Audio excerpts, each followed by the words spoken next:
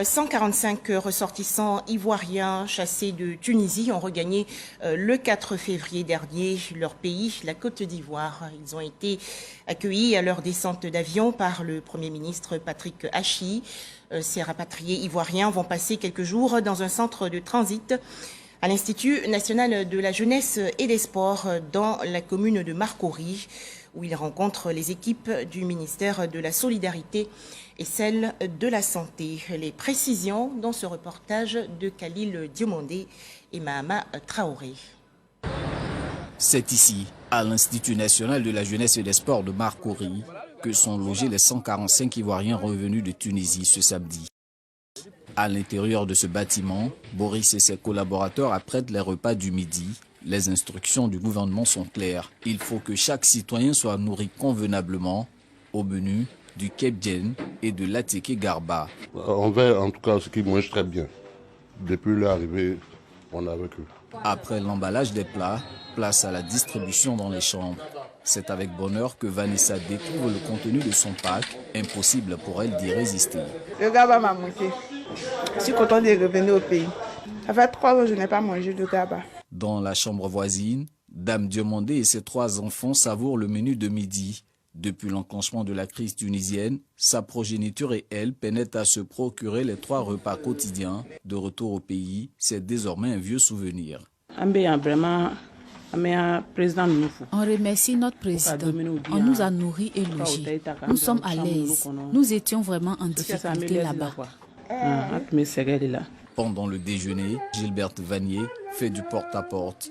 Question de s'enquérir de l'état des mamans et des tout-petits. Depuis quelques jours, nous préparons justement le retour donc de nos frères et sœurs de la Tunisie. Sur instruction du président de la République de Côte d'Ivoire, son Excellence M. Alassane Ouattara. Donc depuis hier, nous les avons installés. Je suis restée avec eux jusqu'après minuit pour m'assurer qu'ils étaient donc en de bonnes conditions. Ça sera comme ça jusqu'à leur sortie. Sous cette bâche, les équipes du ministère de la Santé examinent les patients.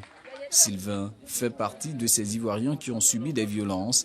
Les séquelles bien visibles sur sa main droite depuis son arrivée, il bénéficie des soins nécessaires. J'ai reçu un premier soin ici. Rentrer chez soi, c'est toute une joie. Ouais, sincèrement, très heureux d'être encore d'Ivoire chez moi. Dans la foulée, l'équipe du SAMU est informée d'un cas de saignement. Elle s'empresse d'aller au contact de la patiente. Donc je vais examiner la dame et voir au juste à quel niveau se situe le saignement. On dit merci à Dieu même d'abord d'être là déjà et de voir toutes ces personnes en train de prendre soin de nous. En tout cas, ça nous fait plaisir. Dieu merci, notre gouvernement a vite réagi et nous sommes rentrés, nous sommes heureux. Nous sommes dans de bonnes conditions. J'encourage aussi mes frères qui sont encore derrière, s'ils nous suivent, voilà, de venir. Cette joie est loin de dissimuler une préoccupation majeure, celle de leur réinsertion. Les services du ministère de la Jeunesse analysent donc au cas par cas les besoins. Présentement, des stages pour ceux qui veulent effectuer des stages et être mis en entreprise, et également ceux qui ont besoin de financement pour des projets. Il est bon aujourd'hui que nos jeunes comprennent non seulement les opportunités, mais au-delà des opportunités, pour moi, l'essentiel, il faut qu'ils aient une forme d'estime de soi.